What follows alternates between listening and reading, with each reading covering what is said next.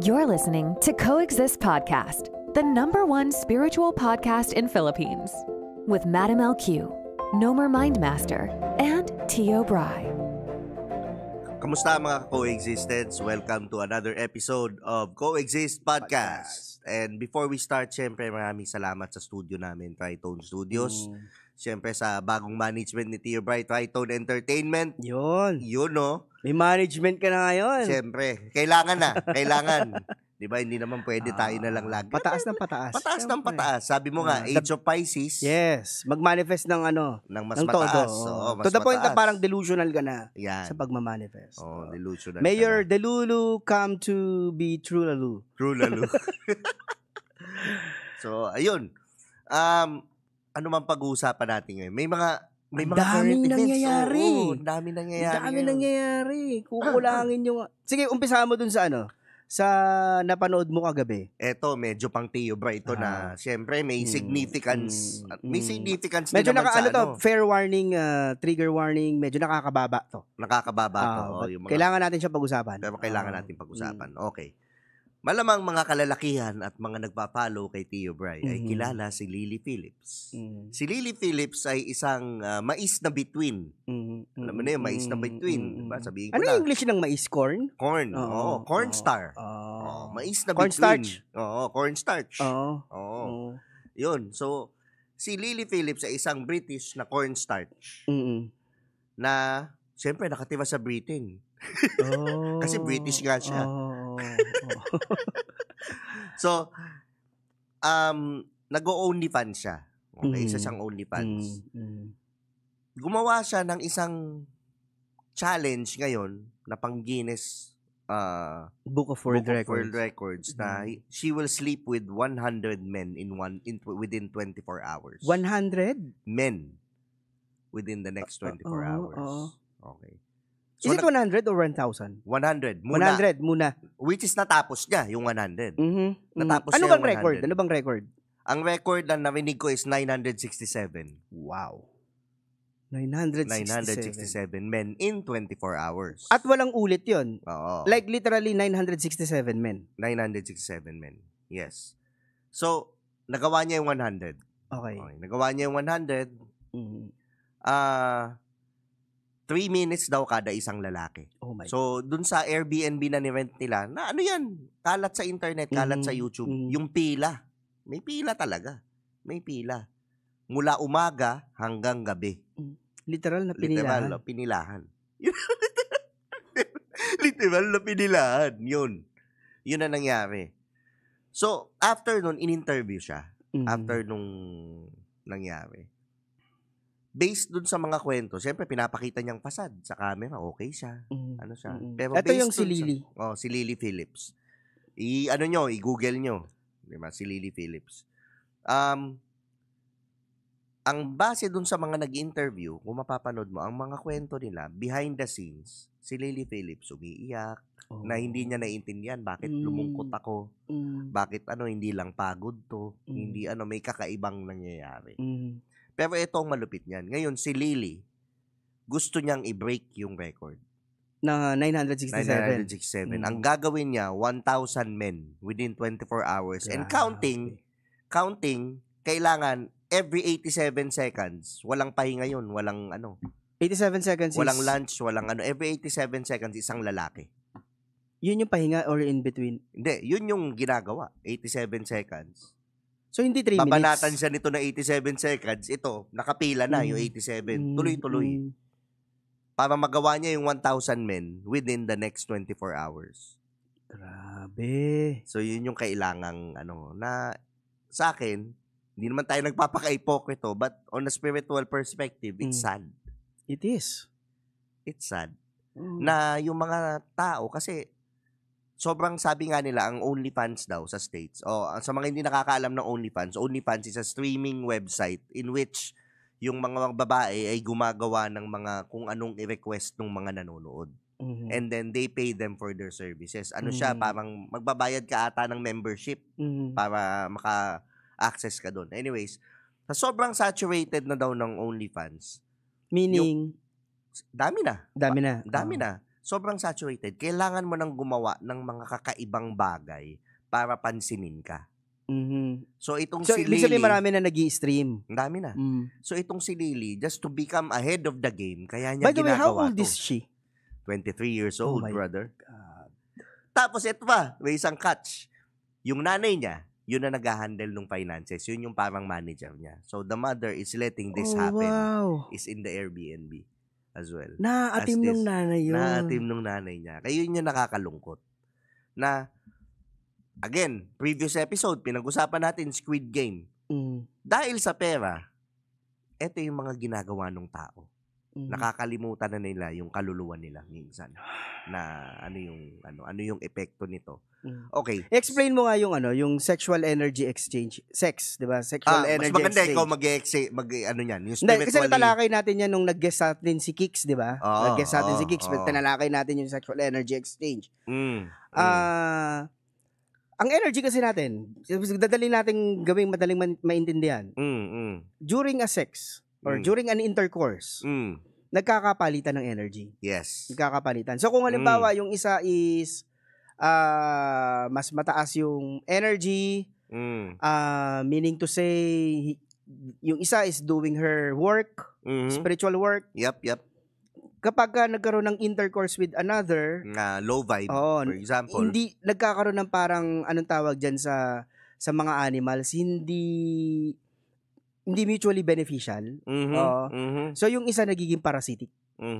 Nakukuha yung energy, tapos yung isa na mas mataas nauubusan. Kaya parang pansinin mo kung ginagawa mo lang siya outside of love. So that's why it's called love making nga eh. Mismo. When you're doing it outside of love. Kaya lahat binamahal ko na eh. Meron yung Nga pala napapansin ko nagiging mabilis ko mabilis kang ma-in love lately. Hindi. Seriously speaking. When it is done outside of love, nagkakapalitan talaga ng energy. Yung trauma ng isa napapasa dun sa isa. Kaya 'di ba parang may feeling na pagkatapos kung syempre lahat naman tayo dumaan sa ganyan na 'di ba? Nagkukumot ka. Tapos yung sa shower, umiiyak ka. Tapos nakikita mo yung katabi mo nagyoyosi. Galing mo Di ba yung sa'yo nga, sabi mo, nagbibihis ka tapos nagbibigay ka ng pera habang nakaganon siya sa kumot. Hindi, pero nangyayari nga talaga. Oo. So, nagkakapalitan ng energy. Yung isa nagiging parasitic. May gusto pa akong term yung sa mga animals ang tawag. Hindi mutual beneficial so, comment nyo kung ano yung word doon, guys. Ano yung tawag doon.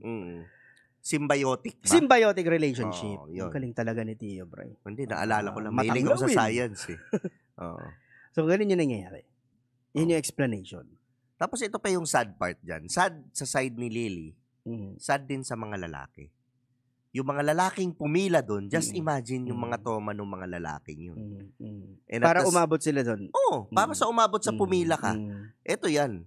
Ang sad din doon, yung 100 pumila, ganun kadami yung predator. Predator ka. Pag pumila, mali ba ako hindi? Pumila ka doon sa 100, predator ka. Kasi you're taking advantage of yung pangangailangan ng babae na sumikat, magkapera, magdagdag na So you're a predator. Hindi lang naman yan dahil sa mga yung mga abuso ng bata Pero the fact na nag-aabuso ka ng predator ka, pumila ka dyan. And pag ginawa niya yung 1,000, just imagine ilan yung 1,000. Malamang baka nga masobrahan pa Diba? So, yun siguro yung reason ba't siya umiiyak. Iba yung pansinin mo pag nagkaroon ng ito sa mga babae. Pansinin nyo. Dati hindi ka, halimbawa, car guy. Ayan, diba? Maano na tayo sa babae ka. Hindi ka naman car guy, pero nakipag-sex ka sa car guy. Naging boyfriend mo ka. Nagugulat ka na lang, all of a sudden, yung mga hobbies niya, yung mga habits niya, yung mga niya, nagiging ganun ka na hindi mo alam. Kasi yun nga yung energy exchange. So, sa energy exchange naman yan, kaya nga ako, nag-gets ko rin dati, kaya pala nagkakandamalas-malas yung buhay ko dati. Kasi, wala lang Di ba? Parang akala mo ganun-ganun lang yun. Pero pag naintindihan mo, nag-healing ka, for example, ikaw healed ka, namamanifest mo yung mga tama, namamanifest mo yung mga magaganda sa buhay mo. And then, here comes this, person na hindi mo pinotektahan yung energy mo. Lahat yan, nakipagtirahan ka dito, ito unhealed to, ang daing trauma, may mga abandonment issues, may mga nagugulat ka na lang, nagkakaroon ka ng ganun. Dumadagdag dun sa i-heal mo. Eto malupit dyan, nakakaano yan. In English, sabihin na natin, yung swerte mo, nakukuha niya. Yung trauma niya, nakukuha mo.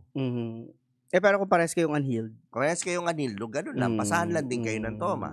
Pero yun nga yun eh. Yun nga siguro yung pag tumataas ka sa spiritual, pag natataas mo yung vibe mo, tumataas yung healing mo, kaya nababawasan yung mga taong nakaka-interact mo na. Nababawasan sila kasi hindi na sila makarelate sa vibe mo. And at the same time, parang hindi na match yung energy. Hindi na rin dapat mo. So, yun. Ako naman recently na rabbit hole din ako. Ang rabbit hole ko ngayon yung nangyayari sa New Jersey. I'm sure nakikita nyo yan, yung may mga lumilipad na drones. Drones. Well, drones ang tawag nila. Parang conveniently tinawag ng government na drones. Pero wala kasing drones na kasing laki ng SUV. Ganun ba kalaki? Ganun kalaki.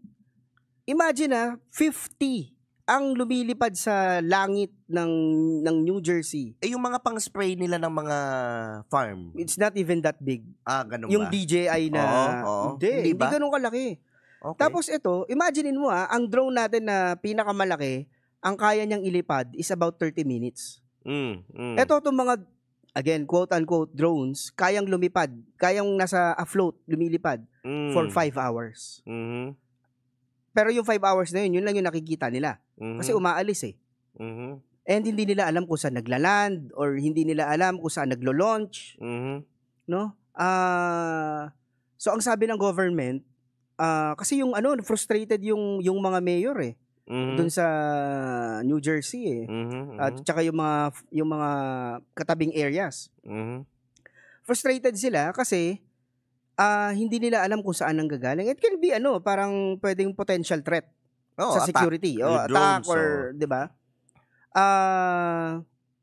Tawag rito, ang sabi lang ng sinabi ng federal government or ng US is that hindi natin alam or hindi namin din alam kung saan sila galing.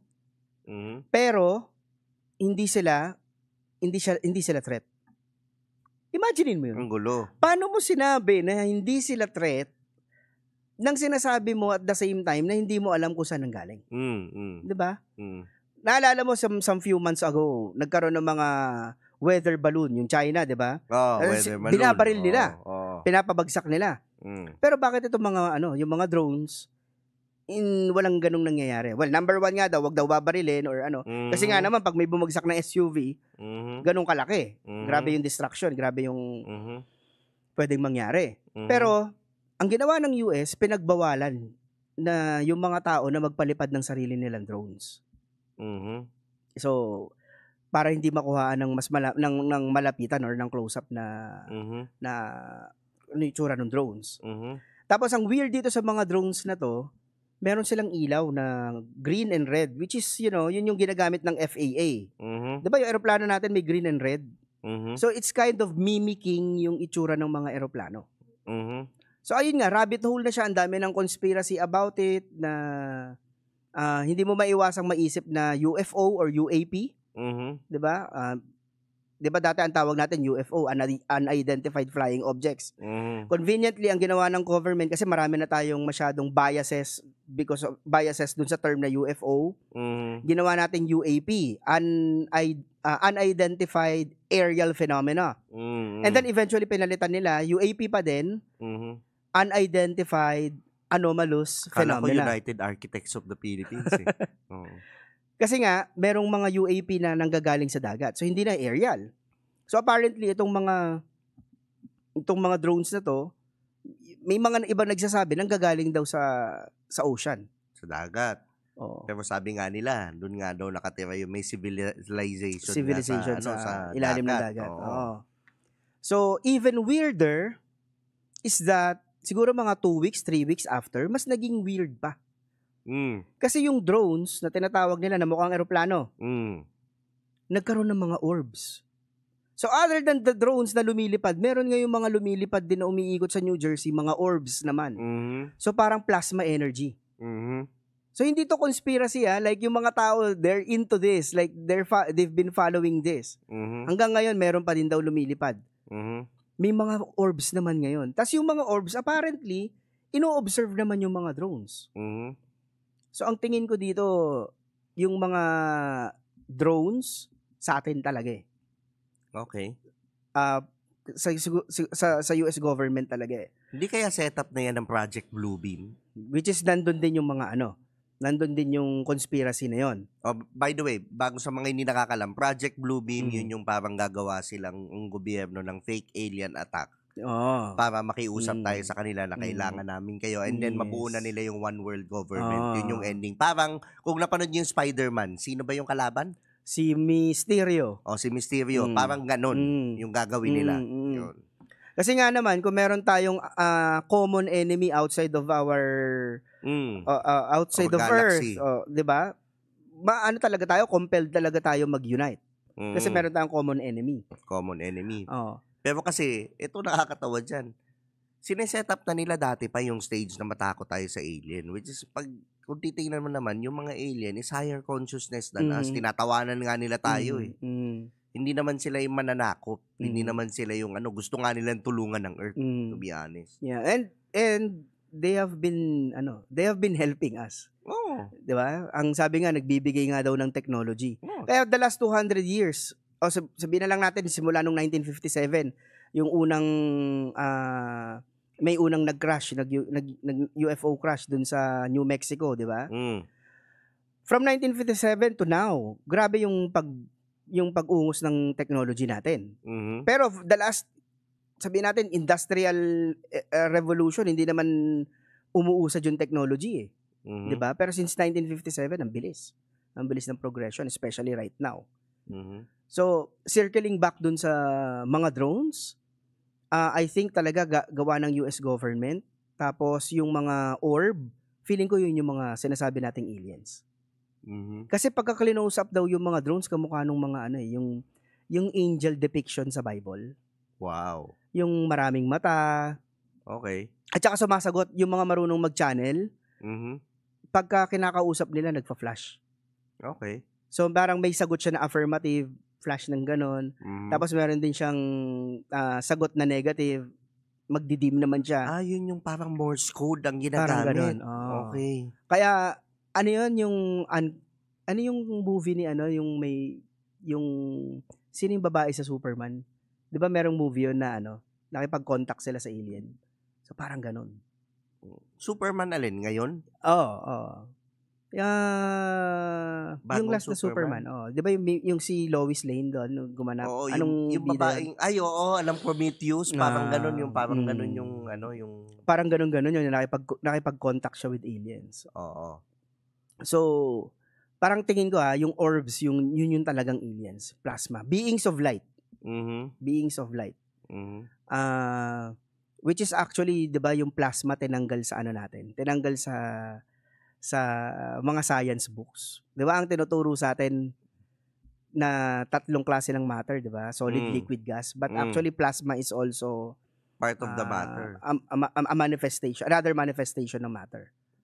Same as yung ether, tinanggal nila sa elements. Tinanggal yung ether sa ang alam lang natin, earth, water, fire, 'di ba? Pero yung ether is part, 'di ba? Sa mga lumang science books nandun yung ether. Mismo. So, parang gano'n. Nilalayo tayo sa katotohanan. Tama. Hindi tayo nagiging parang, we're sounding like parang conspiracy theorists, pero ito talaga yun eh. So, ang sabi nga ni Bashar, di ba? Tumugma na naman si Bashar. No, di ba? So, kung hindi nila kilala si Bashar, isa siyang channeler. Si Daryl Anka. Si Daryl Anka yung channeler. No? China-channel niya yung entity named Bashar. Na ang sabi ni Bashar, come 2026, dulo ng 2026, start ng 2027, full disclosure tayo. Talagang mako-compel yung government na sabihin na we are not alone. Imaginein mo yun, pag finally inamin na ng government na sabihin na we are not alone. Paano yung mga constructs ng religion? Paano yung constructs ng society, ng economy? Ano kayang Ewan ko. May tama ba sa religion? Yes. Kung halimbawa, sinalba ni Jesus Christ yung mga tao. Yung aliens din ba, sinalba nila? Yung mga ganong questions, sinalba rin ba niya? Diba? Pero may sasabihin ng iba na, pag sinabing alien, automatic, demonyo eh. Diba? Alam mo naman yan. Pag hindi natin naiintindihan. Hindi may paliwanag, demonic. The moment na hindi natin maintindihan yung bagay, hindi may ipaliwanag, demonic. Parang God of the gaps na argument. Omsim. Diba? Kapag, diba yung sa creation, pagka hindi maipaliwanag saan ang galing, gawa ni God. Convenient eh. Pero pagka hindi rin maipaliwanag, not in alignment with the agenda, ano naman, demonic. Parang ganito siya ganito ko siya tingnan. Anong favorite color mo? Fuchsia pink. Anong spelling nun? Ano na lang? Red na lang. Red na lang. Parang ganon eh, di ba? Ganon yung ay, demonic yan. Hindi that's not the word of God. Parang ganyan. Fallen angel. Diba? Pero kung titingnan mo yung pag binasa mo yung book of Enoch, maintindihan mo eh. Di ba? Yung sinabing nakaangat siya doon sa langit, dinala siya ng alien yun. Guess what? Wala lang siyang word for it. Parang ang tawag niya carriage or yun nga, dahil wala siyang wala pang gulong eh. Wala pang steering wheel, hindi gulong. Diba? And kita nga daw niya from above kung ano nangyayari sa terra, sa lupa. This is spaceship or aeroplano. Spaceship o aeroplano.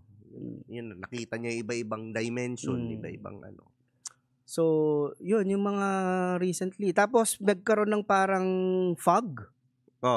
Nakita mo yun? Yung mga, parang may fog sa parts of the US.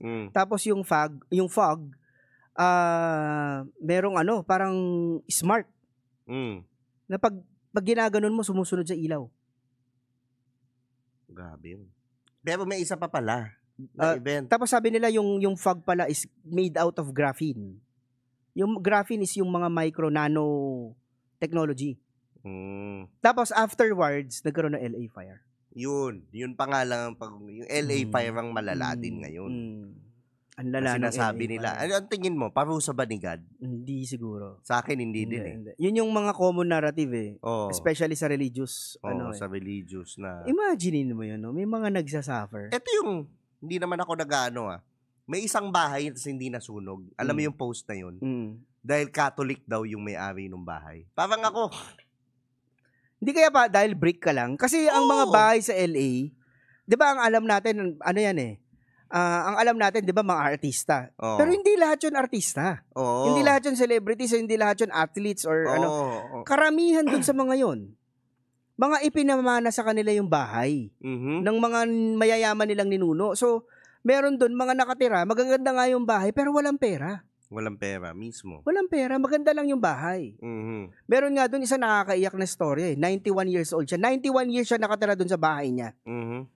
Tapos nasunog yung bahay niya. Tapos nung ini-interview siya, sabi niya, I lived in that house for 91 years, but I'm not afraid to start all over again. Imagine, 91 years old ka, mag-i-start ka all over again.